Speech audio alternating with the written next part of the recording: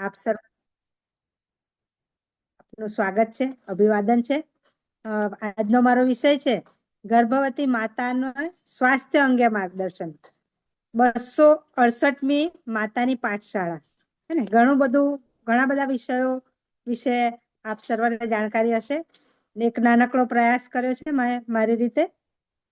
ગર્ભવતી માતા, તો આપણા ગાયત્રી પરિવાર દ્વારા સૌપ્રથમ પુંસવન સંસ્કાર કરવામાં આવતા હતા. ત્યાર પછી એક નવો અભિગમ શરૂ થયો, પ્રી પ્લાનિંગ દ્વારા માતા પિતાને પહેલા સજ્જ બનાવવાની વાત આવી કે માતા પિતા બનવું એ આ ધરતી પરની કોઈ નાની સૂની ઘટના નથી. તો એના માટે સૌ પહેલા આપણે માનસિક, શારીરિક અને આર્થિક ત્રણેય બાબતોથી સદ્ધર થવું જોઈએ, સ્થિર થવું જોઈએ, એની સમજદારી હોવી જોઈએ. ધરતી ઉપર એક સ્ત્રીનું માતા બનવું એક બહુ મોટી વાત છે. એક એમ કહી શકાય કે વિશેષ ઈશ્વર તરફથી મળેલું વરદાન છે. સગર્ભાવસ્થા એ સ્ત્રીને ઈશ્વરે આપેલી એક અનમોલ ભેટ છે. આ તક ભગવાને સ્ત્રીને જ આપી છે, કારણ કે તેના સિવાય બીજું કોઈ એટલું શક્તિશાળી નથી. નાનકડી વસ્તુ હોય અને એને 2-3 કલાક ઊંચકીને ફરવું હોય તો માણસ થાકી જાય. તો 9 માસ સુધી પોતાના બાળકને ગર્ભમાં સાચવવું તો એ કોણ કરી શકે? માતા જ કરી શકે. તો આજે આપણે ગર્ભાવસ્થા દરમિયાન માતાએ પોતાના સ્વાસ્થ્ય માટે શું શું કાળજી લેવી જોઈએ એના વિશે થોડી વાત કરીશું. હું મારી સમજ પ્રમાણે આપને સંદેશો આપવાનો પ્રયત્ન કરું છું. આમ જોવા જઈએ તો ગર્ભાવસ્થા ધારણ કરતા પહેલા એમ કહ્યું કે માતાની શારીરિક તપાસ કરાવવી જોઈએ. સૌથી પહેલા ગર્ભાવસ્થા પહેલા કે જે માતા છે એ માં બનવા જઈ રહી, ગર્ભ ધારણ કરવા માટે જઈ રહ્યા છે, એ શારીરિક રીતે સક્ષમ છે કે નહીં, આ તપાસ આપણે ડોક્ટર પાસે કરાવી શકીએ. ડોક્ટર એની તપાસ કરી અને એની મંજૂરી આપતા હોય છે કે ના, એનું એ સ્વસ્થ છે. આ સાથે સાથે એક માનસિક રીતે પણ એ માં તૈયાર હોવી જોઈએ, કારણ કે ઘણી દીકરીઓને ગર્ભાવસ્થાની ખબર પડે પછી આમ એકદમ એ થઈ જતા હોય છે કે અરે આ શું થઈ ગયું, કોઈક મોટી ઘટના બની ગઈ હોય એમની સાથે, એવું એમને લાગતું કે આ શું થઈ ગયું. તો સૌપ્રથમ તો માનસિક રીતે આપણું માનસિક સ્વાસ્થ્ય પહેલા તો તંદુરસ્ત હોવું જોઈએ. ત્યાર પછી એને ગર્ભાવસ્થાની વાત કરીએ કે ગર્ભાવસ્થા દરમિયાન શું કરવાનું. તો ગર્ભાવસ્થા માટે આપણા સરકારશ્રીના પણ ઘણા બધા પ્લાન છે. આપણે કહેવાય કે આંગણવાડી, હેલ્થ સેન્ટરો, ત્યાં આગળ જ્યારે માતાને ખબર પડે કે એને ગર્ભ ધારણ કર્યો છે તો ત્યાં આગળ પણ ખૂબ સારી, પહેલા કરતા ખૂબ સારી સમજ આપવામાં આવે છે. માતાને જ્યારે ગર્ભ ધારણ કરે એવું ખબર પડે અને ત્યાં જાણ કરવામાં આવે તો તરત આવું મમતા કાર્ડ આપતા હોય છે. અને આ મમતા કાર્ડમાં એમાં તમામ વિગત આવી જતી હોય છે કે માતાએ શું કાળજી રાખવી અને ત્યાર પછી બાળક આવ્યા પછી એની શું કાળજી રાખવી, બાળક આવ્યા પછી માતાએ પણ પોતાની શું કાળજી રાખવી. તો આપણે શરૂઆત કરીએ કે ભાઈ માતાએ ગર્ભ ધારણ થયો પછી ગર્ભ ધારણ પછી તરત શું કરવું. તો સૌ પ્રથમ તો એનો રિપોર્ટ કરવો કે ખરેખર એને ગર્ભ ધારણ કર્યો છે. એ રિપોર્ટ પોઝિટિવ આવે કે હા એ માતા બનેલ છે તો તરત જ એમણે ડોક્ટરની સલાહ લેવી જોઈએ. અને દરેક પ્રકારના અત્યારના સમયમાં એમ કહેવાય કે ટેકનોલોજીનો ખૂબ વિકાસ થયો છે, એટલા માટે દરેક પ્રકારના રિપોર્ટ્સ કરાવવા જોઈએ, જેવા કે HB, blood group, thyroid, HIN, RBS, આ બધાની તપાસ કરાવવી જોઈએ. સાથે સાથે માતાનું વજન, એની ઊંચાઈ આ પણ કરાવવું જોઈએ. મેં આપને બતાવ્યું એમ મમતા કાર્ડ છે એમાં તમામ વિગતો આપણે ત્યાં આંગણવાડીમાં આશા વર્કર બહેનો આ બધું જ કામ કરતા હોય છે. ત્યાં આપણો આરોગ્ય સ્ટાફ હોય છે, એ પણ આમાં ખૂબ મદદરૂપ થતો હોય છે. એટલે પહેલાના સમયમાં એવું હતું કે ગામડાની બેન દીકરીઓ હોય એમને ખબર તો પડે કે પોતે ગર્ભ ધારણ કર્યો છે, પણ ત્યાર પછી શું કરવું જોઈએ. એક સમય એવો પણ હતો કે એને ગર્ભ ધારણ કર્યો હોય તો એ છુપાઈને રાખતા, કહેતા પણ નહીં. પણ શિક્ષણનો વ્યાપ વધ્યો, ટેકનોલોજીનો વ્યાપ વધ્યો અને ધીમે ધીમે આપણામાં જાગૃતિ આવતી ગઈ. અને આ એક ગાયત્રી પરિવાર એક જે પહેલું પાડી છે કે આપણું જે બાળક આવવાનું છે, આ ધરતી પર જે બાળક જન્મ લેવાનું છે, તે બાળક નરમાંથી નારાયણ બને, નરમાંથી નારાયણી બને એવું બાળક હોવું જોઈએ. આપણે ગર્ભાવસ્થા અંગેની સ્વાસ્થ્યની વાત કરતા હતા. તો પ્રથમ કુલ 9 મહિનાના 3 ત્રિમાસિક ગાળા વહેંચાયેલા હોય છે. આમાંના પ્રથમ ત્રિમાસિક સમય દરમિયાન શું કરવું જોઈએ તેની વાત છે. તો ફોલિક એસિડ FA એ લેવી જોઈએ. મેં થોડુંક આરોગ્ય વિભાગની થોડી મદદ લઈ અને મેં મારી રીતે આ લખીને થોડીક વાત કરવાનો પ્રયત્ન કર્યો છે. ફોલિક એસિડ લેવી જોઈએ જેનાથી થનાર બાળકને કોઈ ખોળ ખાપણ ન થાય. હે ને, પહેલા આવી ખબર નહોતી તો ઘણા બધા બાળકોને કોઈ પણ જાતની આવી અગમચેતીના કારણે એને ઘણું બધું નુકસાન થતું. તો સૌ પ્રથમ આ કહ્યું કે ફોલિક એસિડ લેવી જોઈએ અને એનાથી કોઈ બાળક ખોળ ખાપણ વાળું થતું નથી. કોઈ માતા એવું ના ઈચ્છે કે મારું બાળક તંદુરસ્ત ના હોય કાં તો ખોળ ખાપણ વાળું હોય. કોઈ પણ માતાને એવી ઈચ્છા ન હોય. તો એના માટે આપણે આ કામ પહેલું કરવું જોઈએ. બીજા ત્રિમાસિક ગાળા દરમિયાન શું કરવું જોઈએ?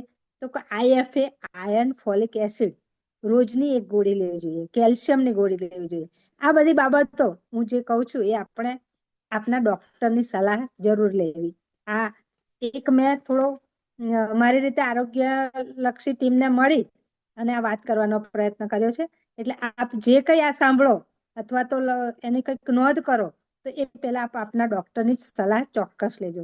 તો સૌ પ્રથમ આપણે કહ્યું કે એનું બ્લડ ગ્રુપ ટેસ્ટ કરાવવો જોઈએ, HB કેટલું છે એ તપાસ કરાવવી જોઈએ, એનું વજન કેવું છે એ બધી તપાસ કરાવ્યા પછી આપણો જે બીજો ત્રિમાસિક ગાળો છે, 3 ગાળામાં વહેંચ્યું છે. પ્રથમ તબક્કાના 3 માસ, બીજા તબક્કાના 3 માસ અને ત્રીજા તબક્કાના.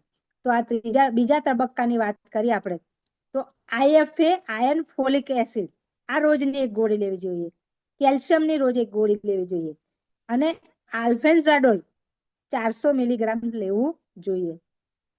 એવી વાત છે. જો 4% ઓછું HB હોય તો IFA સવાર સાંજ લેવી પડે છે. બને ત્યાં સુધી માતાનું જે HB છે એ 8, 9, 10% સુધી સચવાઈ રહે એ માટે પ્રયત્ન કરવા જોઈએ. એવો ખોરાક ગર્ભવતી માતાએ ખાવો જોઈએ. હે ને, અત્યારે શિયાળાનો સમય છે, ખૂબ જ લીલા શાકભાજી મળતા હોય છે. તો ભરપૂર પ્રમાણમાં આવા લીલા શાકભાજીનો ઉપયોગ કરવો જોઈએ. ઘણી બધી બહેન દીકરીઓને એવા પ્રશ્નો હોય કે ભાઈ આ ખાવાથી મને આવું થાય છે, આ ખાવાથી આવું થાય છે, આવી બધી તકલીફો થતી હોય છે. તો એના માટે આપણે થોડું આપણને એને કંઈક એમાં કંઈક નવું ઉમેરીને, હે ને, આપણે બહેનો છીએ, આપણે કંઈક નવું નવું કરતા રહીએ છીએ. ભાઈ આ વસ્તુ નથી ભાવતી તો એનું કંઈક રૂપાંતરણ કરી અને એની બીજી વસ્તુ બનાવી અને એ આપણા શરીરમાં જે જરૂરી છે એ તો ચોક્કસ જાય એવો પ્રયત્ન કરવો જોઈએ. IFA અને એની ગોળી વચ્ચે 3 કલાકનો સમય હોવો જોઈએ. IFA ગોળી લીંબુ પાણી અથવા તો કોઈ ફ્રૂટ જ્યુસ સાથે એની સાથે જ લેવી. બને ત્યાં સુધી ચાનો ઉપયોગ ટાળવો જોઈએ. હે ને, કહેવામાં આવે છે કે ચા પીવાથી આમ માણસને ચા પીવી હોય ને તો એને ચા ના મળે એનો સમયે તો એને કેવું થઈ જાય કે કશુંક બાકી છે, કશુંક ખૂટે છે, ચા પીશ તો મને એકદમ આમ હું ફ્રેશ થઈ જઈશ.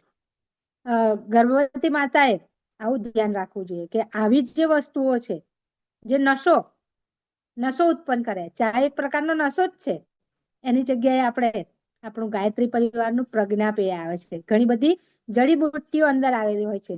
તો ઘણાને ગર્ભાવસ્થા દરમિયાન વોમિટો ખૂબ થતી હોય છે, ખાઈ શકતા નથી.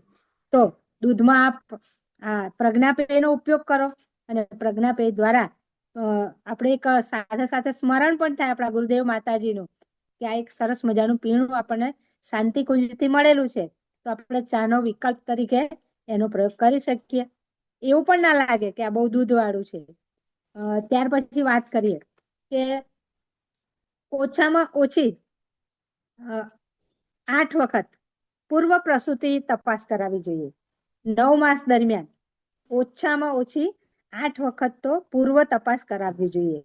વિવિધ ટેકનોલોજીના ઉપયોગ દ્વારા આપણે એવું પણ કરી શકીએ કે બાળકની એ અવસ્થા, બાળક જે અવસ્થામાંથી પસાર થઈ રહ્યું એમાં બરાબર છે કે નહીં, હાલની સોનોગ્રાફી, આવી બધી જે ટેકનોલોજી છે એના ઉપયોગ દ્વારા બાળકમાં શું કમી છે.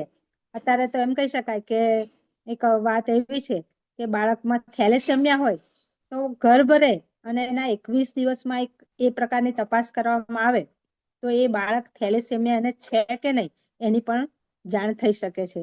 તો એ જાણ થઈ શકે તો એને ગર્ભાવસ્થા દરમિયાન જ એની સારવાર મળી જાય, જેના કારણે બાળક પણ તંદુરસ્ત રહે અને માતાને પણ એ તંદુરસ્તી મળતી હોય છે.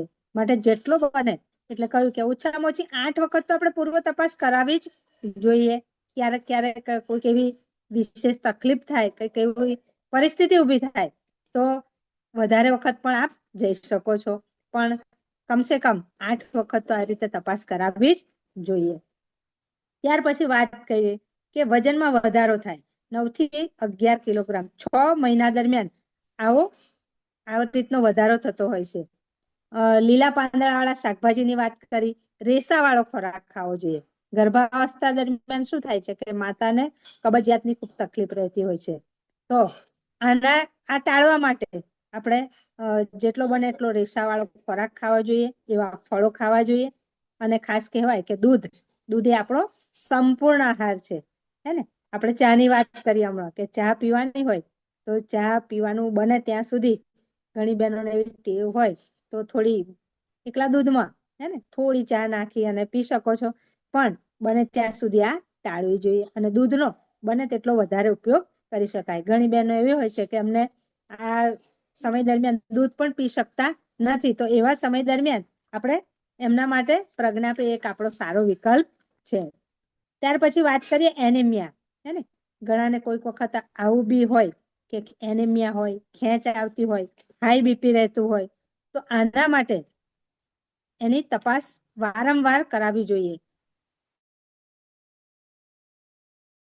અને ખેંચ આવતી હોય તો ડોક્ટરની પાસે યોગ્ય સમયે જઈ અને એની તપાસ કરાવવી જોઈએ. ગર્ભવતી સ્ત્રીને જો હાફ સાથે અથવા તો ચક્કર આવતા હોય, પાંડુ રોગ હોય, વધારે પડતી ઉલટી થતી હોય તો આવા સમયે એવું કહેવામાં આવે છે કે આવા કોઈ પણ ચિહ્નો દેખાય, એવું કઈ લાગે કે ભાઈ અશક્તિ થઈ ગઈ છે, કઈક તકલીફ ઊભી થઈ છે, એનો જે ખોરાક છે એ ખોરાક એ પચાવી શકતા નથી, તો આ બાબતને ખાસ એને એવું ઇગ્નોર કર્યા વગર આપણે ડોક્ટર સાહેબની સલાહ લેવી જોઈએ. સામાન્ય રીતે સ્ત્રીએ પ્રથમ 7 માસ દરમિયાન 1 વાર, 15 દિવસે એમ 2 વાર, 9 મહિનામાં દર અઠવાડિયે આવું ચેકઅપ કરાવવું જ જોઈએ. આ થઈ આપણી શારીરિક તપાસની વાત. આપણે વાત કરી કે ભાઈ ગર્ભાવસ્થા પહેલા માતાની તંદુરસ્તી વિશે આપણે વાત કરી કે ગર્ભાવસ્થા દરમિયાન ની જે આપણે સ્વાસ્થ્ય અંગેની સલાહની વાત કરી, તો એ પહેલાની જે આપણે વાત કરી કે ગર્ભાવસ્થા પહેલા તે વખતે પણ માતા સ્વસ્થ છે કે નહીં. ને કહેવાય છે કે સ્વસ્થ શરીર તો સ્વસ્થ મન. સ્વસ્થ શરીરની અંદર સ્વસ્થ મનનો વાસ હોય છે, સારા વિચારો આવતા હોય છે.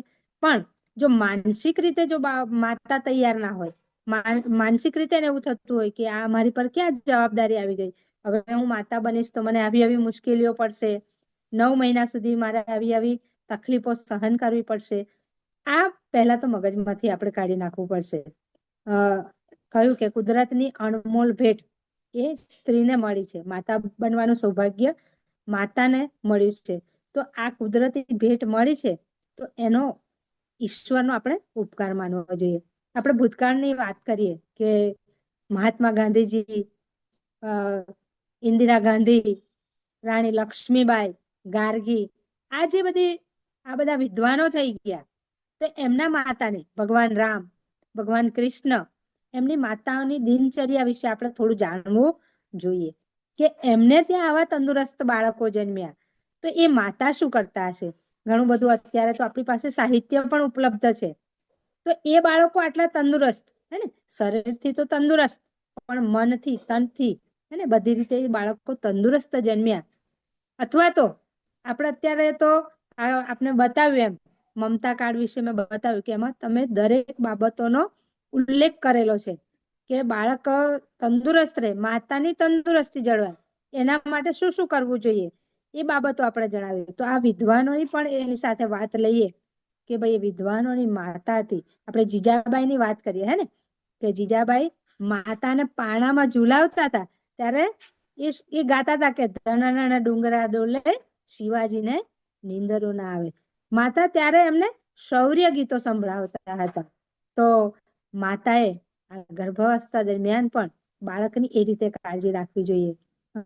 આજનો જમાનો કહીએ કે ટેકનોલોજીનો જમાનો, તો મારી આપ સર્વ ગર્ભવતી બહેન દીકરીઓને વિનંતી કે બને એટલું આ જે મોબાઈલ ફોન છે એનાથી દૂર રહેશો. આપણા સ્વાસ્થ્ય માટે અત્યારે આપણને એ ખૂબ સારું લાગે હે ને. એક સામાન્ય કોઈક વસ્તુ, નાની વસ્તુ આપણે જો જોવા બેસીએ અને એની પાછળ કલાકોનો સમય વેડફાઈ જતો હોય છે. એને આપણને એવું લાગે કે ઓહો હમણાં તો હાથમાં પકડ્યો, પણ આ સ્વાસ્થ્ય માટે આ એક ખૂબ અગત્યની વાત છે કે મોબાઈલમાં તમે ખોલો એટલે એટલી બધી વસ્તુઓ, તમે એક વસ્તુ માટે ખોલો અને 1000 વસ્તુઓ આવી જતી હોય છે. આપણે એક જોઈએ, બીજી જોઈએ, એમ કરતા કરતા કેટલો સમય અને એમાં શું જોવાઈ જાય છે એ આપણને ખબર હોતી નથી. અને એની સીધી અસર આપણા બાળકના આરોગ્ય ઉપર પડતી હોય છે. બાળકના શારીરિક આરોગ્ય અને બાળકના માનસિક આરોગ્ય પર આની અસર પડતી હોય છે. તો સૌ પ્રથમ તો આપણ સૌને ફરી આ માતાની પાઠશાળામાં જોડાયેલ તમામ ગર્ભવતી બહેન દીકરીઓને મારી ખૂબ વિનંતી છે કે ખૂબ જરૂર પડે આવી સારી એ બાબતો હોય એવા સમયે આપ જોડાઓ. અને ત્યારબાદ બને ત્યાં સુધી તમે જે રૂમમાં ઊંઘો છો એ રૂમમાં તો બિલકુલ મોબાઈલ રાખશો નહીં. આપણે આપણી આસપાસ જોઈએ છે કે નાના નાના જે બાળકો હોય છે એ બાળકો શું કરતા હોય છે કે બાળક જયારે રડે એટલે માતા શું કરે, એને મોબાઈલ આપી દે એટલે ચૂપ થઈ જાય હે ને. એ કેમ થયું? એ બન્યું તો કે આપણે આપણા સ્વાસ્થ્યની ચિંતા કરી નથી. ગર્ભાવસ્થા દરમિયાન માતાએ જેટલો ઉપયોગ કર્યો છે મોબાઈલનો એટલો ઉપયોગ એના કરતા વધારે નહીં. તો નાનકડું આટલું બાળક છે એને ક્યાંથી ખબર પડે હે ને. પેલા માતા હાલરડું ગાઈને બાળક સુઈ જતું. અત્યારના સમયમાં એવું છે કે એને મોબાઈલ આપો તો ખાઈ લે, મોબાઈલ આપો તો ઊંઘી જાય, મોબાઈલ આપો તો શાંતિથી બેસી રહે. પણ એની નેગેટિવિટી શું છે એ આપણે વિચારતા નથી. એ નેગેટિવિટી આપણે વિચારવાની છે હે ને. તો આ ફરીથી આપ સર્વને વિનંતી કે જ્યારે પણ આવી કોઈક જરૂર પડે ત્યારે તમે એનો ઉપયોગ કરો. ત્યાર પછી પણ આપણે એનો બને તેટલો ઉપયોગ ટાળવો જોઈએ. આપણે માનસિક સ્વાસ્થ્ય જાળવવા માટે શું કરીશું? તો આપણો દેશ પ્રાચીન અને સૌથી પ્રાચીન સંસ્કૃતિ વાળો આપણો દેશ છે. આપણે શાંતિકુંજ હરિદ્વારમાં જઈએ તો આપણો દિવસની શરૂઆત 3:30 વાગ્યાથી થઈ જાય હે ને. બ્રહ્મ મુહૂર્તમાં ઉઠવાનું. ગર્ભાવસ્થા દરમિયાન માતાઓને આટલી બધી તસ્તી ન લેવાય તો બને ત્યાં સુધી સૂર્યોદય હે ને, સૂર્યોદય પહેલા ઉઠી જવું જોઈએ. સૂર્યોદય પહેલા ઉઠીએ. સૂર્યોદય પહેલા ઉઠ્યા પછી થોડું સામાન્ય ગરમ પાણી, આપણા જે વડીલ માતાઓ છે, આપણા દાદી છે, એ લોકો આવી સમજ આપતા કે સવારે ઉઠીને થોડું હુંફાળું પાણી પીવું જોઈએ, જેના કારણે આપણા પેટમાં, શરીરમાં કઈ કબજિયાત જેવું લાગે તો એ દૂર થાય. ત્યાર પછી કોઈક યોગ શિક્ષક અથવા કોઈક યોગ ના જાણકાર હોય એવા એમની પાસેથી થોડી યોગિક ક્રિયાઓ, સામાન્ય હળવી કસરતો સવારના સમયમાં કરવી જોઈએ. એ પણ આપણા યોગાચાર્ય કોઈ એની સલાહ મુજબ. ઘણી બધી ચેનલો ઉપર ઘણું બધું આવતું હોય છે, પણ બને ત્યાં સુધી આપણે કોઈકની સલાહ સિવાય હે ને, જે જાણકાર હોય, જેને એના વિશે સંપૂર્ણ જાણકારી હોય, એની સલાહ મુજબ જ કાર્ય કરવું એ આ 9 માસ દરમિયાન ખૂબ કાળજી આપવા જેવી બાબત છે. ત્યાર પછી તમે થોડો હળવો સ્નાન આદિ પરવારો અને ત્યાર પછી તમે પોતાનું જે નિત્ય કર્મ હોય એમાં જોડાઓ. આપણો જે પૂજા પાઠનો તમે જેને માનતા હોય એ ભગવાનની પ્રાર્થના કરો, ભગવાનની પાસે બેસો અને સાથે સાથે એવા ભાવ કરીએ કે હે સૂર્ય ભગવાન, તમે અમારી અંદર જે બાળક છે એ બાળકને ખૂબ આપના જેવી તેજસ્વીતા પ્રદાન કરો. સાથે સાથે પોતે પણ એવો ભાવ કરીએ કે હું જે માતા છું એ માતાને પણ એ સૂર્ય ભગવાન તમારા જેવી તેજસ્વીતા આપો, તમારા જેવું ઓજસ્વીતા આપો. આવી પ્રાર્થના કર્યા બાદ તમારો જે નિત્ય કર્મમાં તમારું જે નાસ્તો કે જેનો ઉપયોગ કરતા હોય એ કરવું જોઈએ. અને એવું પણ કહેવાય કે હવે એવું થઈ ગયું છે કે ગર્ભાવસ્થાની જાણકારી થાય 1 મહિનો 1.5 મહિનો જેવું થાય એટલે એવું થાય કે બસ ચાલો હવે બધું જ કામકાજ બંધ, આપણાથી કશું જ થાય નહીં. ના, એવું નથી. અનુભવ એવું કે છે અથવા તો આસપાસ જે જોયેલું છે એવું કે છે કે ના, થોડું ઘણું તો આપણા શરીરને હલનચલન હોવું જરૂરી છે. હા, ઘણા કોમ્પ્લિકેટેડ કેસો હોય એમાં હોઈ શકે એવું કે એને જરૂર હોય, બાકી બધાના માટે એવું નથી. આપણે ગામડાની બહેનોની વાત કરીએ તો ગામડાની બહેનો ખૂબ વહેલા ઉઠે, હે ને? વહેલા ઉઠે એટલે સૌથી પહેલા તો એમને જે ઓક્સિજન વાયુ છે, ઓક્સિજન વાયુ ભરપૂર મળતો હોય છે. આજના સમયમાં થોડીક માતાઓ જે મા બન્યા છે એમની માતાઓને પણ આ માધ્યમ દ્વારા હું કહેવા માંગુ છું કે ખબર પડે કે દીકરીને કે વહુને કે ભાઈ પ્રેગ્નેન્ટ છે એટલે સીધું બસ તું બેટા તું બેસી જા, તું હવે કશું કરીશ નહીં. ના, એવું નહીં.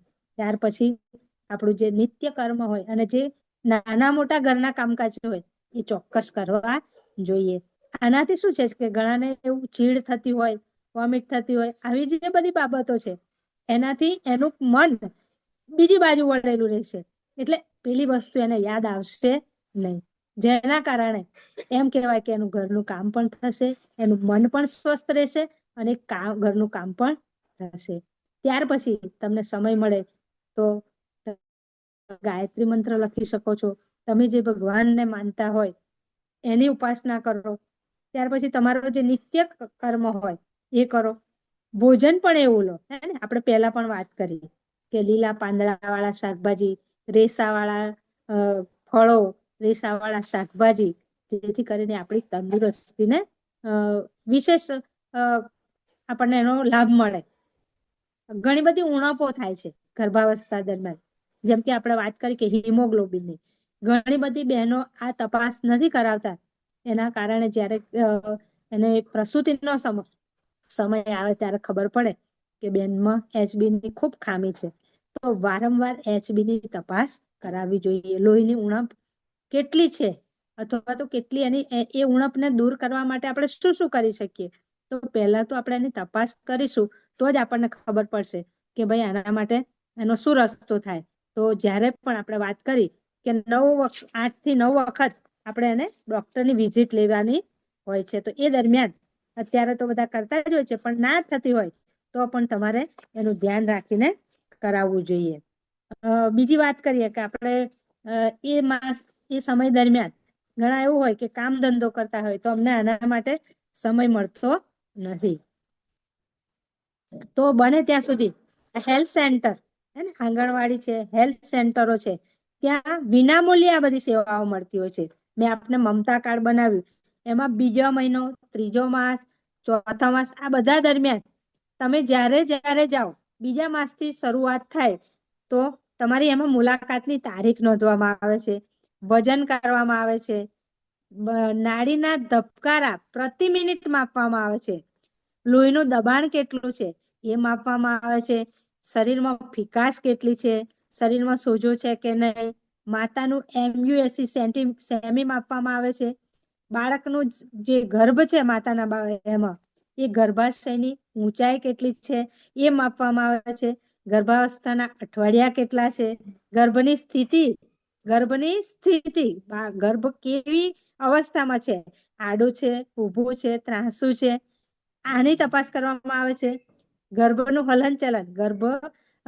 હલનચલન છે કે નહીં, બાળકના હૃદયના ધબકારા માપવામાં આવે છે, HB માપવામાં આવે છે, યુરિનનો ટેસ્ટ કરવામાં આવે છે, યુરિનમાં સુગર છે કે નહીં, હે ને? અમે વાત કરી હતી તમને કે 21 દિવસે જે તપાસ આવે છે એની પણ છે કે અત્યારના સમયમાં ઘણા બધા બાળકો જન્મની સાથે એનામાં ડાયાબિટીસ જોવા મળે છે કે જે આપણા ઘરમાં કે આપણા આજુબાજુ 70-80 વર્ષે, 50 વર્ષે, 40, હવે તો 30 વર્ષે પણ ઘણાને ડાયાબિટીસ છે એવું જોવા મળે છે.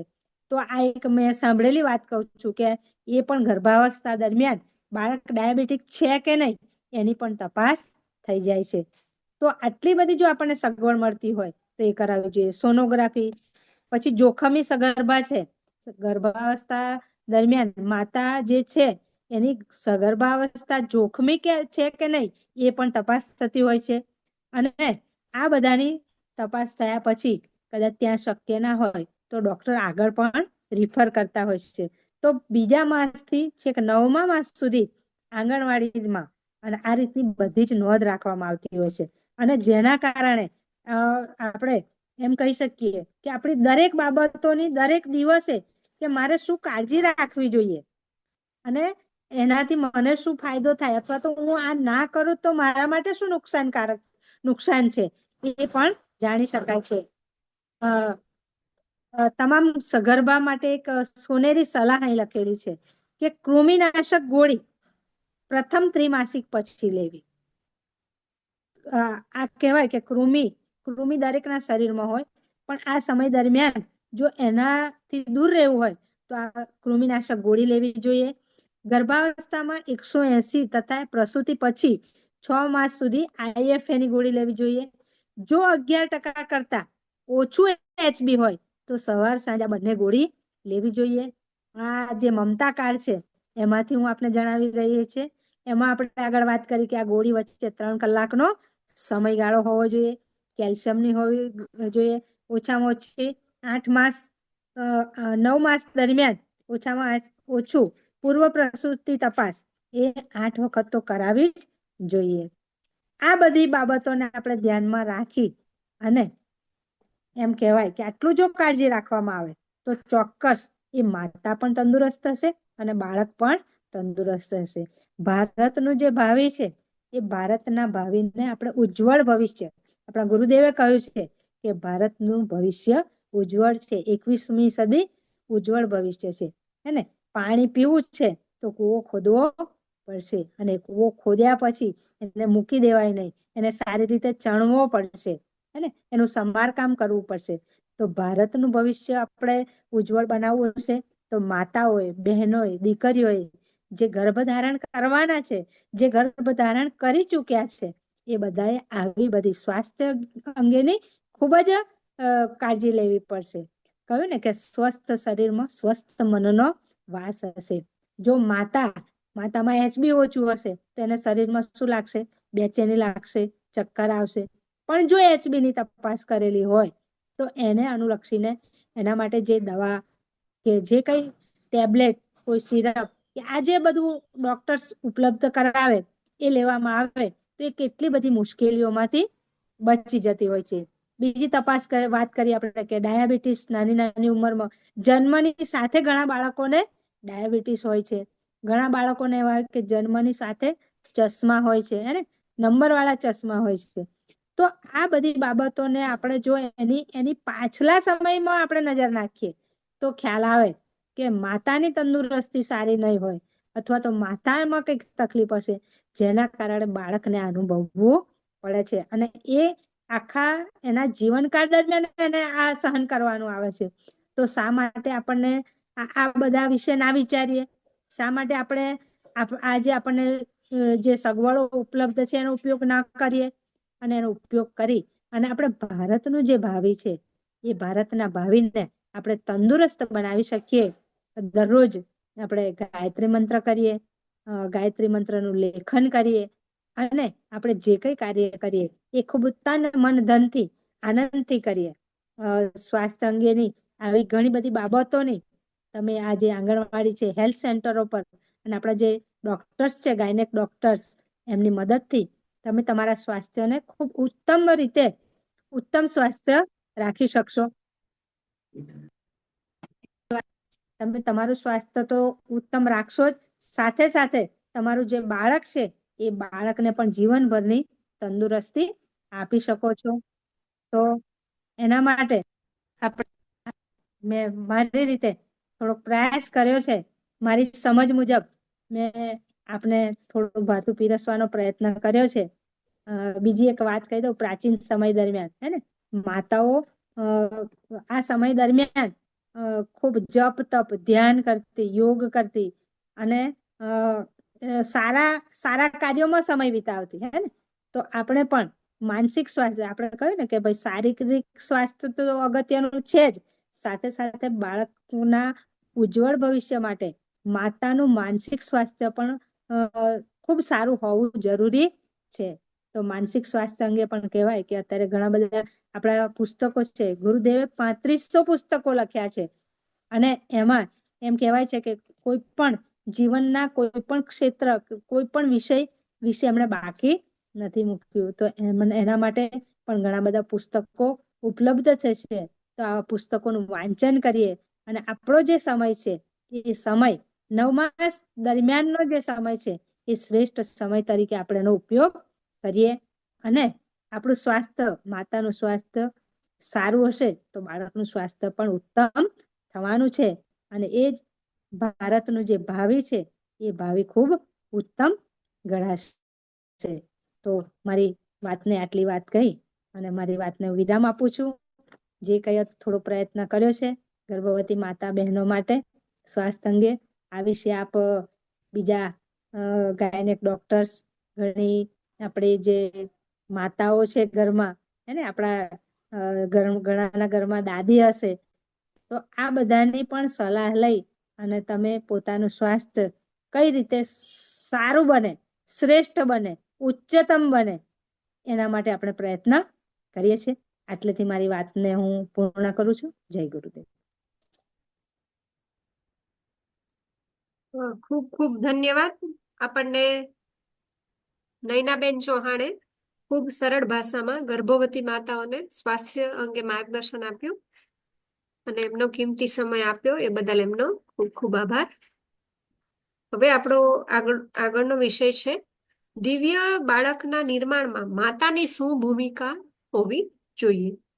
તો રૂપલબેન ને હું વિનંતી કરીશ કે એમનો વિડીયો છે ઓન કરશે અથવા તો કયા નામથી જોડાયા છે મને ચેટ બોક્સમાં લખી આપશે. આખા ગુજરાત રાજ્યનું ચાલે. હા, રૂપલબેનને વિનંતી કરીશ કે એમનો વિડીયો ઓન કરશે. રૂપલબેન પુવાર. તમારો ફોન આવી ગયો? ફોન આવે છે તમારે? બક્કીનો ફોન આવે કરે છે, સમજી જાય.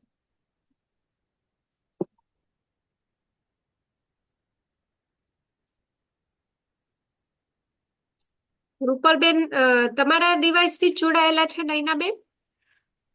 ના ના જી.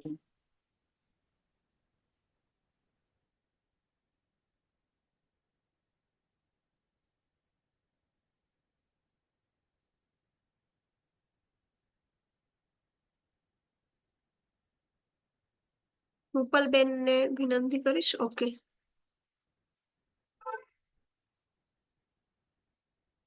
તમારું માઇક અનમ્યુટ કરશો? હેતલબેન.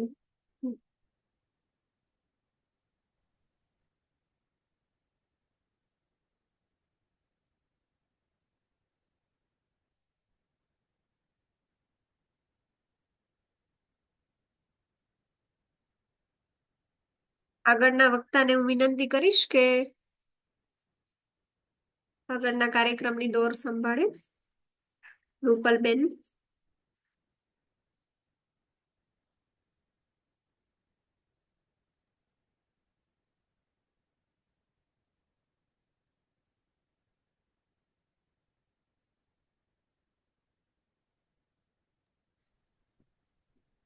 હેલો, જય ગુરુદેવ.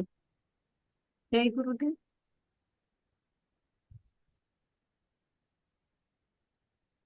મારો વોઇસ સંભળાય છે? હા, સંભળાય છે. ઓકે. સૌને મારા જય ગુરુદેવ. આજના મારા વક્તવ્યનું હું શ્રી ગાયત્રી મંત્ર થી રજૂ કરીશ આપની સમક્ષ. ઓમ ભૂર્ભુવઃ સ્વઃ તત્સવિતુર્વરેણ્યં ભર્ગો દેવસ્ય ધીમહિ ધિયો યો નઃ પ્રચોદયાત. તો આજનું મારું વક્તવ્યમાં હું જણાવીશ કે ગર્ભસ્થ મહિલાને જનરલી કયા કયા સબ્જેક્ટ ઉપર ધ્યાન આપવું જોઈએ, શું ખાવું જોઈએ, કેવા વાતાવરણમાં રહેવું જોઈએ, અને એના થોડા ઘણા ઉદાહરણો. પ્રથમ તો કે ગાયત્રી મંત્રનું શું મહત્વ છે ગર્ભસ્થ મહિલામાં. તો ગર્ભસ્થ મહિલામાં ગાયત્રી મંત્રનું મહત્વ છે કે દરેક માતા ઈચ્છે છે કે એનું બાળક તેજસ્વી, બુદ્ધિમાન બને, પ્રતિભાશીલ બને, કર્મયોગી બને, દીર્ઘજીવી બને, કર્તવ્યશીલ બને. તો આ બધા જ ગુણો પોતાના બાળકમાં આવે તેના માટે ગર્ભવતી માતાએ ગાયત્રી મંત્રનો ઉચ્ચાર કરવો જોઈએ. ગર્ભાવસ્થા અને એમાં ગાયત્રી મંત્ર અવશ્ય રોજ સવારે બતાવવો જોઈએ. તો અને ગાયત્રી મંત્ર એક કામધેનુ સમાન છે, તેનાથી ઘણી બધી ઈચ્છાઓ પૂરી થઈ શકે છે. તો ગાયત્રી મંત્રમાં એટલી બધી શક્તિ છે, તેના 24 અક્ષર એ ગાયત્રી મંત્રના 24 અક્ષરમાં ઘણી બધી જ એની અંદર એટલી બધી શક્તિ છે કે જે આપણી દરેક મનોકામના પૂર્ણ કરી શકે છે. ગાયત્રી મંત્ર એક કામધેનુ સમાન છે. તો આપણા ઋષિઓએ બી, વેદ વ્યાસે બી ગાયત્રી મંત્ર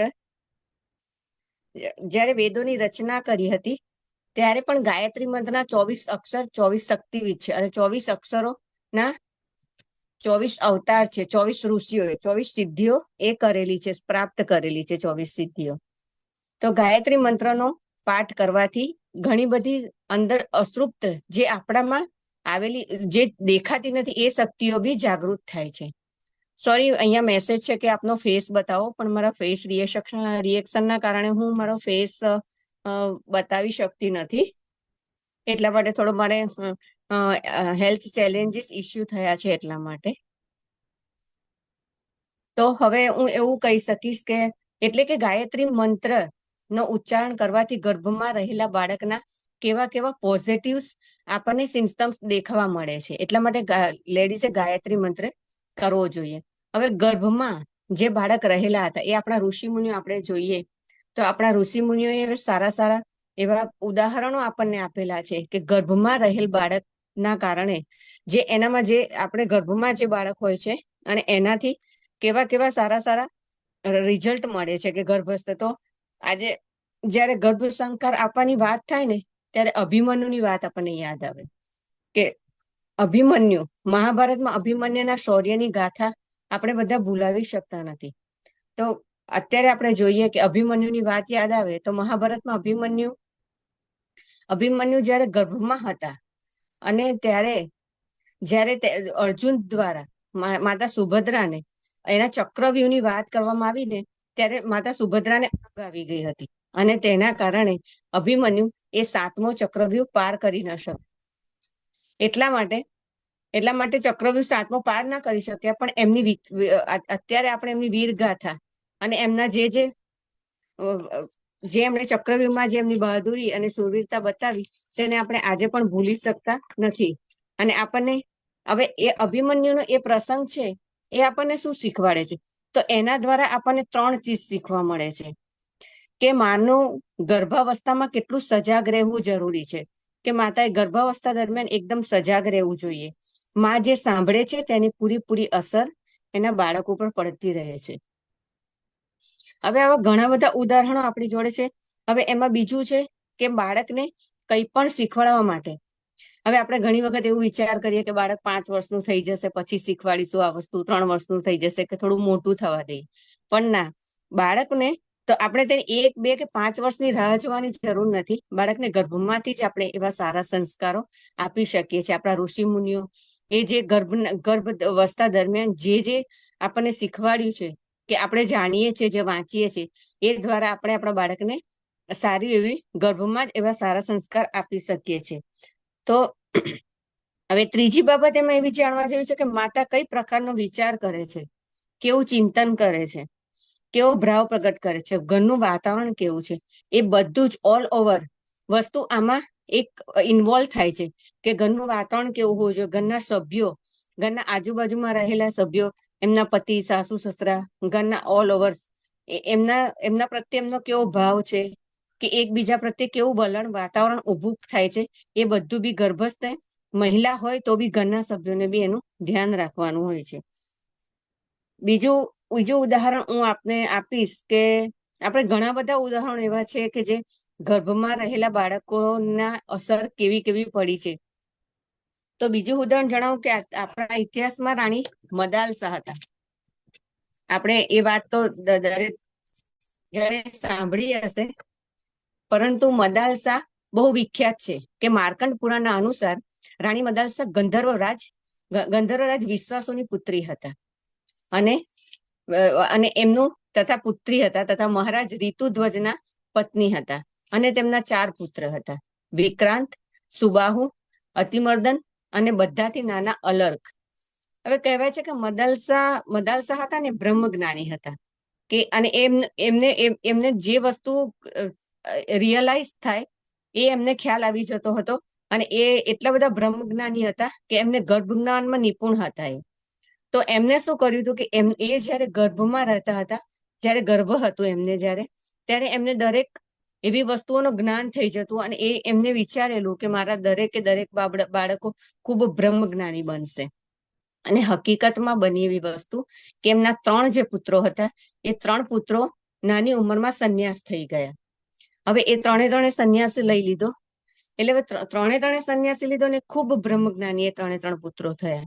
હવે જયારે 3 પુત્રો બ્રહ્મ જ્ઞાની થઈ અને સંન્યાસ લીધો એટલે રાજાને ચિંતા થવા માંડી કે હવે ખરેખર જો આ રીતે ચાલતું રહ્યું તો મારું રાજપાટ અને આટલું મોટું રાજ્ય કોણ સંભાળશે.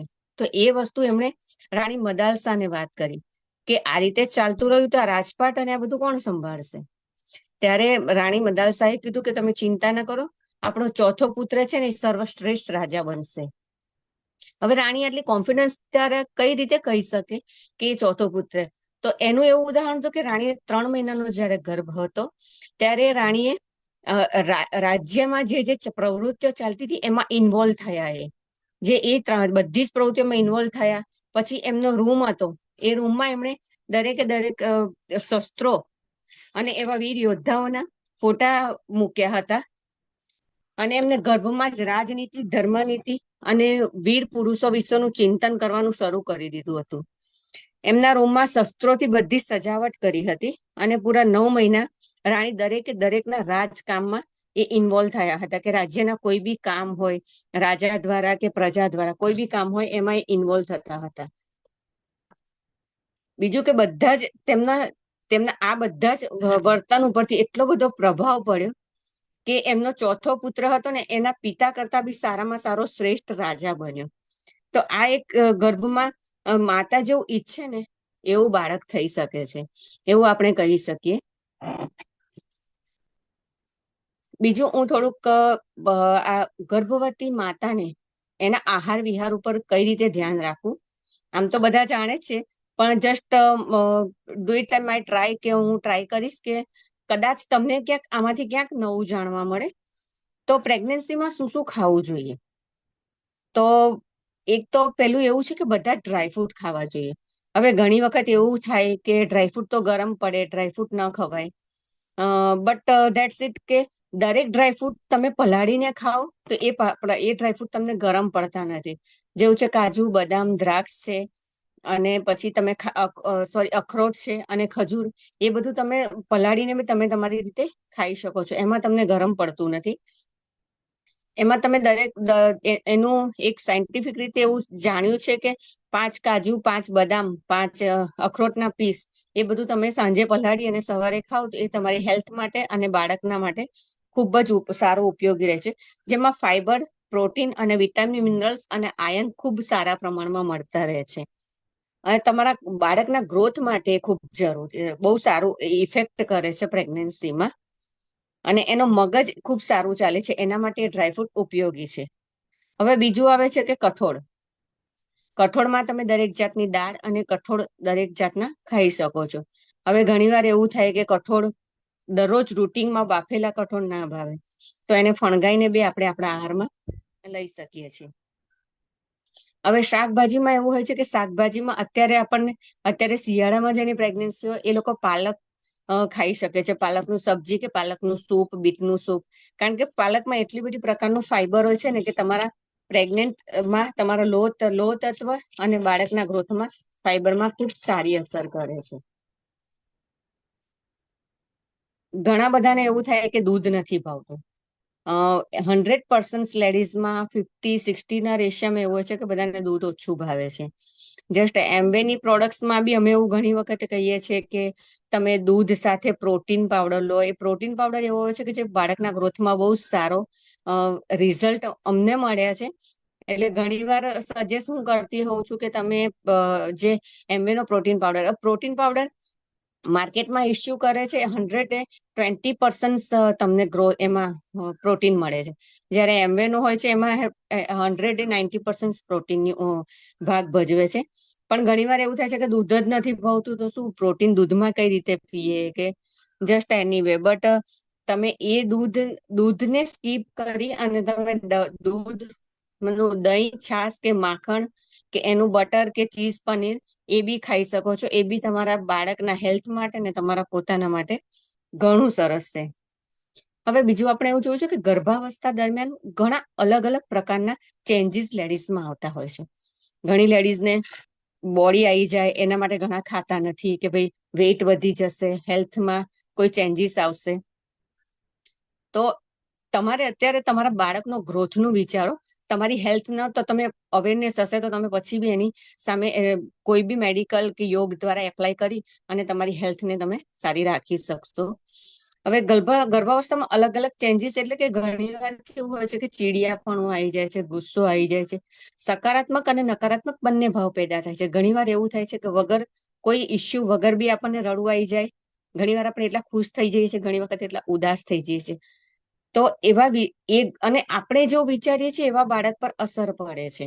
આપણે ઘણી વખત કોઈએ કશું કીધું ના હોય અને જસ્ટ આપણે મારી ફિલિંગ્સ દરમિયાન એવું વિચારીએ કે હસબન્ડ આપણને નથી સમજતા કે હું મારી ફિલિંગ્સ નથી સમજતા. બટ હું એવું કઉ છું કે તમે તમારા હસબન્ડ સાથે બેસો અને તમારા આવનારા અંદરના બદલાવની ચર્ચા એની સાથે કરો કે ભાઈ મારા ચેન્જીસ થાય છે, મારામાં બદલાવ થાય છે. એની સાથે બેસી અને એમની સાથે ચર્ચા કરો. ઓબ્વિયસલી સારામાં સારું રિઝલ્ટ મળશે અને તમારામાં જે કોઈ ક્વેરીઝ કે ક્વેશ્ચન હશે એ બી તમારા સોલ્વ થશે. તો અને બીજું એવું કે તમે એટલા ખુશ રહો કે ભવિષ્યમાં શું થશે. ઘણાને એવું થાય કે હું આ બાળકનું હેન્ડલિંગ કરી શકીશ, બાળક મારાથી સચવાશે કે જસ્ટ હવેની મોંઘવારી પ્રમાણે ઘણા બધા વિચારો કરતા હોય. તો ભવિષ્યની ચિંતા કર્યા વગર ખુશ રહો અને જેવું તમને પસંદ છે એવું કામ કરો. જસ્ટ લાઈક કોઈને મ્યુઝિક સાંભળવાનો આનંદ થાય તો મ્યુઝિક સાંભળો. ડાન્સિંગ કરવાનો હોય તો તમારી પ્રેગ્નન્સીના કયા મંથ ચાલે છે એ પ્રમાણે ઘણા બધા ડાન્સિંગ્સને અત્યારે તો ઘણા બધા ઓનલાઈન ક્લાસીસ બી એવા ચાલતા હોય છે. તો એ પ્રમાણે તમારી ઈચ્છા હોય એવું તમે કરો.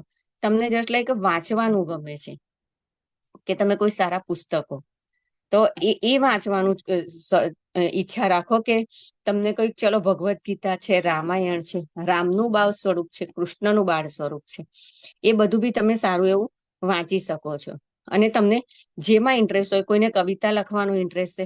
મેં મારી પ્રેગ્નન્સીમાં ઘણી બધી કવિતાઓ લખી હતી કે જસ્ટ મને એમાં સિંગિંગમાં અને કવિતા લખવામાં ઇન્ટરેસ્ટ હતો. દિવસમાં થોડો સમય, આ બહુ જ સારામાં સારો ટાઈમિંગ છે કે દિવસમાં થોડોક ટાઈમ તમે એકલા શાંત બેસો અને તમારા બાળક સાથે વાતચીત કરો કે એ ટોક ખરું ને, એ ટોક અંદરની હલચાલ હશે ને એમાં તમને 100% રિઝલ્ટ મળશે કે એ તમે જે શું એની જોડે વાત કરો છો એ તમારી સાથે એટલું બધું ઇન્વોલ્વ થઈને એની અંદરની હલચલ તમે મહેસૂસ કરી શકશો અને રિયલી બહુ જ આનંદ આવશે. તો ગર્ભાવસ્થામાં બીજું એક છે કે તમે મસાજ કરાવો. ઘણી વાર એવું થાય છે કે પગમાં સોજા આવી જાય છે, હાથમાં સોજા આવી જાય છે, તો તમે એવી હળવી મસાજ કરાવો જેનાથી તમે પેઇન ઓછું રિલીવ કરી શકો અને તમને રિલેક્સ અનુભવો. બીજું છે કે પોતાના પતિ સાથે જેટલો કાઢી શકો એટલો સમય કે એની સાથે ચાલવા નીકળો, ગાર્ડનમાં ફરવા જાઓ, એ રીતેનો સમય સ્પેન્ડ કરો. હવે એમાં આપણે વિચારીએ કે આપણા ઘણા બધા રાજાઓ, ઘણા નેતાઓ એવા છે કે જેનું ઉદાહરણ આપણે લઈ શકીએ. જેમ કે અબ્દુલ કલામ બહુ જ નાની ઉંમરમાં બહુ સારી પ્રસિદ્ધ, એ પોતે એટલા ગરીબ હતા પણ મોટા થઈને જે એમને મિસાઇલ્સ નો એ આપ્યો એ આપણને અત્યારે બધાને યાદ છે. બીજું છે કે રાણી મદાલસાનું હમણાં મેં જે જીવન ચરિત્ર કીધું એ વાંચો. શિવાજી, રાણી જીજાબાઈ, એ બધા. અને અત્યારે જોઈએ તો સુનિતા વિલિયમ્સ, એમને બી નાની ઉંમરમાં ઘણી બધી પ્રગતિ કરી. બીજી એક નાની ઉંમરમાં તમને એક વાત કરું કે આપણા શ્રેષ્ઠ ગાયક સોનુ નિગમ, એમાં સોનુ નિગમની એમાં મેં વાંચ્યું હતું કે સોનુ નિગમની મધરને સિંગિંગનો ઘણો શોખ હતો. તો સોનુ નિગમ જયારે પ્રેગ્નેન્ટ હતા એમના મમ્મી, ત્યારે સોનુ નિગમના mummy day to day singing કરતા હતા કે એટલે એમને ગાવાનો શોખ હતો એટલે ગાતા હતા. પણ ઇન બિટવીન સોનુ નિગમ બી ઘણી જ નાની ઉંમરે ગાતા શીખી ગયા અને અત્યારે એક સારામાં સારા ગાયક તરીકે આપણી સામે રજૂ થયેલ છે. તો આપણે માતા જેવું ઈચ્છે છે તેવું બાળક બનાવી શકીએ, પણ આપણા અંદરના શોખ, આપણી અંદરની ઈચ્છાઓ અને આપણે જેવું કરી શકીએ એવું આપણે બાળકને આપણું પાવરફુલ બનાવી શકીશું. એ ખરેખર એક રિઝલ્ટ દ્વારા મળ્યું છે અને મળશે જ. હવે આમાં કેવું છે કે માતા પિતાની માનસિકતા બાળક પર ઘણી જ અસર કરે. હવે ઘણી વખત આપણે એવું વિચારીએ કે કોઈક ફેમિલી ઇસ્યુ કે જસ્ટ લાઈક કોઈ વસ્તુ એવી બને કે ઘણી વખત એવું કરે છે કે ચલો કોઈ એવું થાય કે ભાઈ આ બાળક નથી જોઈતું કે ધેટ્સ કોઈ પ્રોબ્લેમ્સ છે એ બધું. પણ માનસિકતા માતાએ એવી સ્ટ્રોંગ રાખવાની કે ઇસ્યુ આવે તો આવે, પણ જો તમે તમારું મનોબળ નક્કી રાખશો, એક સ્ત્રી ધારે ને તો ઘણું બધું કરી શકે.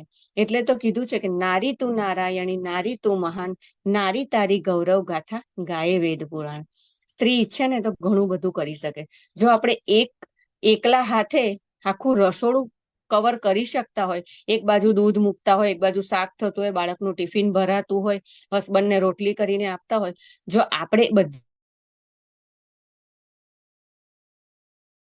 કરીને જોબ બી કરી શકે છે ને ઘર બી સંભાળી શકે, પણ એક પુરુષ જોબ સિવાય બીજું કશું નહીં કરી શકે. બરોબર છે? એટલે આપણામાં એટલી તાકાત છે કે આપણે ગમે તે કરી શકીએ છીએ. હવે સ્ત્રીઓ, હવે એક માં તો કઈ રીતે આગળ વધી શકે અને પોતાના બાળકને કઈ રીતે જન્મ પછી બી આપણે કઈ રીતે કેટેગરીમાં કઈ ઇસ્યુમાં કે કઈ રીતે આગળ વધારી શકીએ છીએ. ઘણા એવા હેલ્થ ચેલેન્જીસ છે કે પ્રેગ્નન્સીમાં આવે છે કે ઘણી વખત તમે એવું વાંચો છો કે ભાઈ આવા હેલ્થ ચેન્જીસ આના પ્રેગ્નન્સી આવ્યા. જરૂરી નથી કે દરેકની પ્રેગ્નન્સીમાં કોઈ હેલ્થ ચેન્જીસ આવે. તમે તમારી રીતે સજાગ છો, તમે પોઝિટિવ વાતાવરણમાં છો, પોતે એવા એજ્યુકેટેડ છો. અરે હું તો કઉ છું કે માએ એજ્યુકેટેડ કે ના હોય, પણ પોતાના બાળક તરફ માતા કોઈ બી બેદરકારી નહીં રાખે. આપણે અત્યારે જોવો છો ને, આપણે સમાજમાં બાળકના ઘડતરમાં ઉણપ આવે અને કેવા કેવા બાળકોના સંસ્કારમાં બી ઉણપ આવે. એક વખત આપણે હમણાં જોયું હતું કે અમદાવાદમાં એક છોકરાએ પોતાની કાર ફૂલ ઝડપે લઈ અને 9 બાળકોનો એક્સિડન્ટ કર્યો હતો. જ્યારે એના પિતા અને એના ઘરનાને બહુ ઝાઝો ફરક નતો પડ્યો. એ કહ્યું હતું કે એ બાળકના સંસ્કારોની ઉણપના કારણે એ બાળકે આટલું બધું મોતનો તાંડવ ખેલી કાઢ્યો. હવે એમાં અત્યારે ગ્રુપ દ્વારા બહુ સારી સારી સત્ય ઘટનાઓ છે. એમાં હું મારા વિચારો તમને વર્ણવીશ કે એના એક બે કિસ્સા હું તમને જણાવીશ કે એક વખત કે એક ગુસ્સાનું એક ઉગ્રપણું માણસમાં આવે ત્યારે એ માણસના કેવા કેવા રૂપ લઈ લે છે અને કેવું કેવું એની જિંદગીમાં નુકસાન થાય છે. એક વખત એક કાર વાળો અને બાઇક વાળા બંને એક ફૂલ સ્પીડમાં રોડ પર જઈ રહ્યા હતા. હવે બંને પોતે એટલી સ્પીડમાં હતા કે બંને જણાનો એક્સિડન્ટ થઈ ગયો. હવે જસ્ટ બાઇક વાળો હતો એટલે બાઇક વાળાને એવું જ થયું કે કાર વાળાએ મને એક્સિડન્ટ કરી દીધો. એટલે બાઇક વાળો વગર વિચારે કાર વાળાને એટલી જ ઘણો જ માર્યો. એને બધી રીતે લોહી નીકળી ગયું મોઢા પર. એ રીતે એને એટલી બધી એની હાનિ પહોંચાડી. કાર વાળો કહે છે કે પ્લીઝ મને જવા દો, મારું મોડું થાય છે, પણ બાઇક વાળો એને છોડતો નથી. ઘણી બધી આજીજી અને છેલ્લે ગાડી વાળાએ એને પોતાનું એ આપી દીધું, એટીએમ અને નંબર આપી દીધો કે આમાંથી જે ખર્ચો થયો હોય તમે લઈ લો, પણ પ્લીઝ મને જવા દો. એ બધું ઇસ્યુ કરતા કરતા ગાડી વાળો જતો રહ્યો એને કાર્ડ આપી અને થોડી વાર બાઇક વાળાએ બાઇક સ્ટાર્ટ કર્યું પણ એનું બાઇક સ્ટાર્ટ ના થયું. હવે એ બી પોતે રિક્ષા લઈને જતો રહ્યો. કાર વાળો જે જગ્યાએ જાય છે એ બી હોસ્પિટલ, અને બાઇક વાળા જે જગ્યાએ પહોંચ્યા એ બી હોસ્પિટલ. બંને જણા એક જ સ્થળે ત્યાં પહોંચે છે. જ્યારે બાઇક વાળા ભાઈ જોઈને હોસ્પિટલમાં જાય છે તો એક વ્યક્તિ માથું નીચું કરી અને બોલતા હોય છે કે કાશ એ બાઇક વાળા ભાઈએ મને જવા દીધો હોત તો હું આજે આ બાળકની જાન બચાવી શકતો, એનો જીવ બચાવી શકતો. હવે આપણને ઉત્સુકતા એ વસ્તુની થાય કે આ બાઇક વાળા અને કાર વાળાનું શું, કે કાર વાળા હતા એ ડોક્ટર હતા અને બાઇક વાળા હતા એક બાળકના પિતા હતા જેની સર્જરી એ ડોક્ટર કરવાના હતા. પણ બાઇક વાળાના ગુસ્સાના લીધે અને એની ઉગ્રતાને લીધે એને જલ્દી આ ડોક્ટરને આવવા ના દીધા અને એ બાઇક વાળા પોતાના દીકરાનો જીવ ગુમાવી બેઠા. એટલે ઘણીવાર ગુસ્સો વ્યક્તિને એટલું બધું નુકસાન કરાવી દે છે કે એ પોતે પણ વિચારી નથી શકતો કે મારે ગુસ્સે કઈ પરાકાષ્ઠાએ પહોંચી ગયો હોય છે.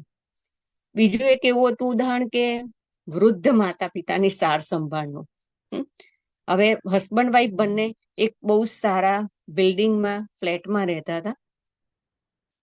હસબન્ડ વાઈફ બંને ઉંમર 70-75 વર્ષની ઉંમર હતી. દીકરાઓ બંને આઉટ ઓફ કન્ટ્રીમાં હતા. પણ બન્યું એવું જોગાનું જોગ કે એમના વાઈફ એક્સપાયર થઈ ગયા, એટલે અંકલ એકલા રહેતા હતા.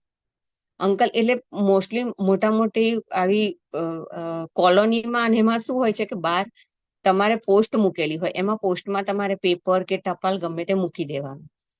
હવે રોજ પેપર વાળો ખરો ને એ પોસ્ટમાં પેપર મૂકે એનું, પણ એક દિવસે જોયું કે પોસ્ટના જે ડબ્બા હતા ને એની ઉપર લોક કરેલું હતું. હવે લોક મારેલું હતું એટલે પોસ્ટ વાળા ભાઈ કે આ લોક કેમ માર્યું છે? એટલે પછી એમને ડોરબેલ વગાડ્યું એટલે અંદરથી એક અંકલ બહાર નીકળે. તો એમણે કીધું કે આ પોસ્ટમાં લોક કેમ માર્યું છે? તો અંકલે બહુ સહજતા ભાવે, બહુ જ નિખાલસથી અને બહુ પ્રેમથી જવાબ આપ્યો કે હું અહીંયા જો તું રોજ મૂકીને જાય છે ને તો મને કોઈ માણસ દેખાતું નથી, એટલે હું આજથી લોક અહીંયા માર્યું છે કારણ કે એટલા માટે કે તું હવે રોજ દરવાજો ખખડાવે ને મને તું મળે ને હું તને જોઈને પ્રસન્ન થઉં, કારણ કે હું એકલો છું, મારા વાઈફ એક્સપાયર થઈ ગયા છે, મારા બંને દીકરા આઉટ ઓફ કન્ટ્રી રહે છે, એટલે મારું એકલવાયું પણ એટલું વધી ગયું છે કે હું કોઈ માણસને જોવા માટે તરસું છું. અને આ પેપર ડોરબેલ ખખડાઈને આપવા માટે હું તને જેટલા પેપર ના આપું છું ને એટલા ડબલ પૈસા હું તને આપીશ એમ રોજના.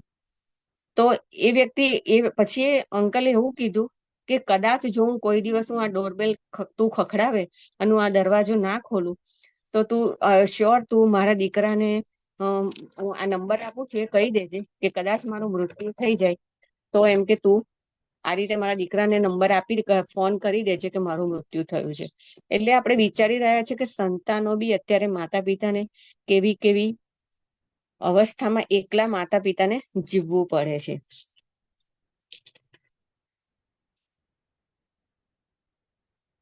બીજું હું આપને એક એવું ઇસ્યુ કહીશ કે જે મારા પોતાના અનુભવો છે કે જે મને પોતાને અનુભવ થયા છે અંડર પ્રેગ્નન્સી કે પ્રેગ્નન્સીમાં. જ્યારે મારું ફર્સ્ટ ચાઇલ્ડ હતું, મારો સન ની ટાઈમે હું પ્રેગ્નેન્ટ હતી, ત્યારે ફર્સ્ટ સેકન્ડ મંથ તો એમ જ નીકળી ગયા, પણ થર્ડ મંથમાં થી મેં એક પોસ્ટર, એક બહુ સરસ હેલ્ધી બાળકનું પોસ્ટર મારા બેડરૂમમાં લગાવ્યું. હવે ખબર નહીં એ વખતથી જ મને જસ્ટ આર્યન નામ વધારે ગમતું હતું, તો મેં પોસ્ટર પર ખરું ને આર્યન નામ લખી દીધું અને જસ્ટ રોજ એ પોસ્ટર સુવાવું એટલે પોસ્ટર તરફ ધ્યાન જતું, કારણ કે મારા બેડની સામે જ મેં એ પોસ્ટર લગાવ્યું હતું. હવે એ પોસ્ટર પર આર્યન નામ લખેલું હતું, પણ જોગાનું જોગ એવું થયું કે એનો જન્મ થયો ને એની રાશિ મેષ રાશિ આવી અને એનું નામ બી મેં આર્યન પાડ્યું. એટલે એ એક પાવર ઓફ એટ્રેક્શન થયું કે મેં જે નામ લખ્યું હતું, જે વિચાર્યું હતું ગર્ભાવસ્થા દરમિયાન અને જે ગમતું હતું એ નામની રાશિ એને આવી અને એ જ નામ મેં એનું પાડ્યું. હવે બીજી ઘણી બધી એવી પોઝિટિવ થિંકિંગ્સ તમારા લાઈફમાં આવી શકે છે. એટલું બધું તમે કે એક માતા શું કરી શકે, તો તમે એવું વિચારો ને કે સવારે ઉઠીએ ત્યારે શું કરું, કે સવારે જ્યારે બી ઉઠો ને ત્યારે એકદમ ફ્રેશ મૂડમાં એકદમ હસતા હો પ્રેગ્નન્સી દરમિયાન, કે તમે એકદમ આનંદિત, એકદમ ઉત્સાહિત થઈને ઉઠો અને ઉઠીને પછી 2 મિનિટ કોઈ બી ભગવાન તમને જસ્ટ લાઈક ગાયત્રી મંત્ર કે તમારા કોઈ કુળદેવી હોય કે તમને જેનું કોઈ મંત્ર ગમતો હોય એનું તમે 5 કે 10 મિનિટ તમે એનું ગાન કરો કે એને નામ લો. અને પોતાની એક ડાયરી લખાવો, એક ડાયરી. હવે આ ડાયરી માટે તો બી હું તમને એવું કહું કે પોઝિટિવ થિંકિંગ કોને કહેવાય? તો હું ડાયરીનું એક મારા જ લાઈફમાં અને મારી જ જોડે બનેલી એક વાત કહું કે ડાયરી એટલે જસ્ટ હું એને ગોલ્ડન ડાયરીનું નામ આપું છું કે મારી બેબીની પ્રેગ્નન્સી વખતે મેં એક ગોલ્ડન ડાયરી લખવાનું સ્ટાર્ટ કર્યું હતું ફર્સ્ટ મંથથી. અને રોજ રાત્રે હું એ ગોલ્ડન ડાયરી લખતી હતી. એમાં હું ગોલ્ડન ડાયરીનો મિનિંગ છે કે તમે તમારા પોઝિટિવ વિચારો એની અંદર લખો. થઈ જશે નહીં, થયું છે. જસ્ટ લાઈક કે મારું બાળક બહુ સારું હેલ્ધી જન્મ્યું છે, એ બહુ સારું એટ્રેક્ટિવ છે, એ બધામાં ખૂબ પ્રતિભાશાળી છે, એને લોકો ખૂબ પ્રેમ કરે છે. આ રીતે મેં મારી ડાયરીમાં લખવાનું ચાલુ કર્યું કે મારી જસ્ટ મારે પેલા બાબો હતો એટલે ફરીથી ઓબ્વિયસલી મારે બેબી જ જોઈતી હતી. એટલે મેં લખ્યું કે મારી દીકરી ખૂબ એટ્રેક્ટિવ છે, મારી દીકરી બહુ સારી હેલ્ધી છે, એ બધામાં બહુ જ સારી ભળી જાય, બધા એને ખૂબ જ ગમાડે એ રીતનું એનું વ્યક્તિત્વ છે. દિલથી કહું છું કે મારી બેબી જ્યારે જન્મી ને ત્યારે કે હોસ્પિટલમાં નર્સો બધા જ એટલા બધા ખુશ થઈ ગયા હતા કે આટલી બધી સ્માર્ટ છોકરી બહુ સરસ હેલ્ધી ને બહુ સ્માર્ટ છે. એ રીતે અત્યારે બી હાલમાં બી એ 10 વર્ષની છે, પણ એનું તમે એનું બિહેવિયર જુઓ. કારણ કે ઘરમાં બી મારા સાસુ સસરા બી યજ્ઞો, ગર્ભ સંસ્કાર થાય છે, જન્મનું અમે જન્મદિવસ બી ગાયત્રી પરિવાર દ્વારા ઉજવીએ છીએ. દરેકે દરેક હેબિટ્સ, દરેકે દરેક શ્લોક, દરેકે દરેક સારી સારી બાબતો મારા બાળકોમાં અત્યારે આવેલી છે. ગાયત્રી મંત્રનું મહત્વ, ગાયત્રી પરિવાર સાથે જોડાવાનું મહત્વ અને ગાયત્રી પરિજનો સાથે રહેવાનું મહત્વ શું છે અને એના રિઝલ્ટ શું છે, એના વ્યૂ શું છે. અને એવી સર ભાવાત્મક અને યજ્ઞમાં બેસો ત્યારે એક ભાવાત્મક ઉર્જા જેવી આવે ને, એવા દરેક પરિજનોને મળીએ ને ત્યારે એવી ઉર્જા ફીલ થાય છે. એટલે ઓલ ઓવર વ્યૂથી હું અત્યારે તમને એટલું કહી શકું, ગાયત્રી મંત્ર ગર્ભમાંના બાળકના સંસ્કારો, માતાની સહનશીલતા, માતાની દેખરેખ, પરિવાર દ્વારા રખાતું એકબીજાનું ધ્યાન અને એક લેડીઝ કઈ રીતે સહન કરી શકે. જો એવું નહીં વિચારવાનું કે ડિલિવરી દરમિયાન થતું પેઇન કે ડિલિવરીમાં મને કોઈ હેલ્થ ચેન્જીસ આવશે, ડોન્ટ વરી. કોઈ જ તમે તમારા તરફથી કોઈ એવું વ્યૂ કે કોઈ એવી બીક નહીં રાખો. કારણ કે ઘણી વાર એવું થાય છે કે પ્રેગ્નન્સીમાં બીકના લીધે બીપી હાઈ થઈ જાય છે, જેનાથી નથી નોર્મલ ડિલિવરી કે સિઝરમાં બી ઘણી રાહ જોવી પડે છે.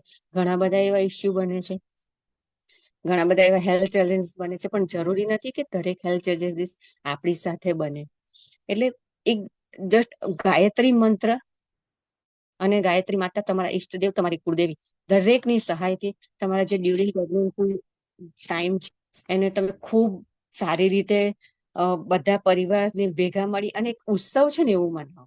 9 મહિના ઉત્સવ છે કે 9 મહિના તપસ્યા કરી છે ને જયારે એ જ ચાઇલ્ડનું, એ જ બાળકનું જયારે ફેસ જોશો ને ત્યારે તમારી બધી જ પીડા, બધું જ દુઃખ, બધું જ તમારું એકદમ આમ પેનફુલ થઈ જશે. તમે એટલા બધા ખુશ થઈ જશો કે રિયલી તમારું ફર્સ્ટ ચાઇલ્ડ, આપણું ફર્સ્ટ ચાઇલ્ડ જયારે આપણા હાથમાં આવે છે ને, એ અનબિલિવેબલ હેપીનેસ છે કે એ આનંદ કદાચ એક માં જ અનુભવે કે એટલા એટલી પેઇનફુલ પ્રોસેસ સાથે જયારે આપણા હાથમાં આવે ને ત્યારે રિયલી એટલું બધું એ રિઝલ્ટ આવે ને ત્યારે કંઈક અલગ જ ઈચ્છા હોય છે. તો માં ગાયત્રી અને માં ગુરુદેવ અને માતાજીની અસીમ કૃપાથી આપ સૌ પ્રેગ્નન્સી લેડીઝ બહુ જ સારી રીતે આ પીરિયડ્સને સોલ્વ કરી શકો અને ખૂબ આ સારું રિઝલ્ટ મળે. તે સાથે આપ સૌને જય ગુરુદેવ, જય માતાજી.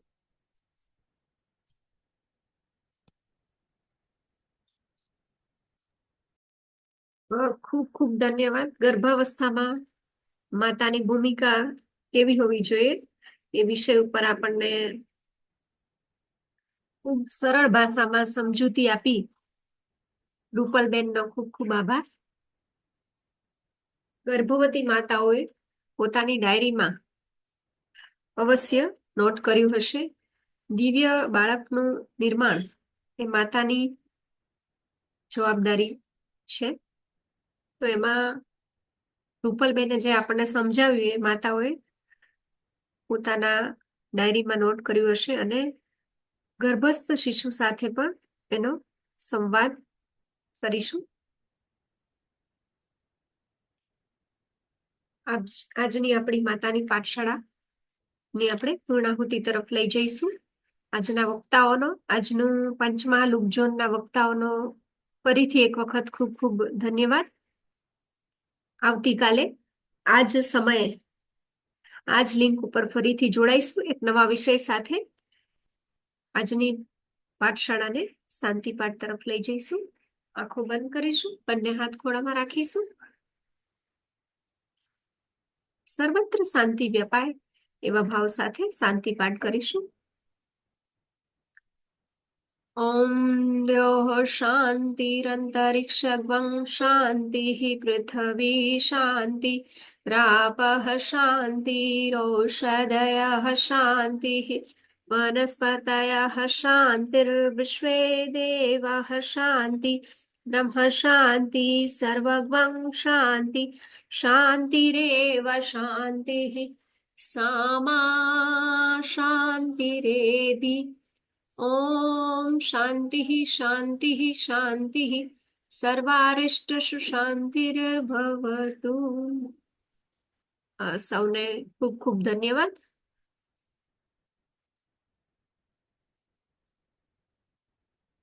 આવતીકાલે ફરી જોડાઈશું.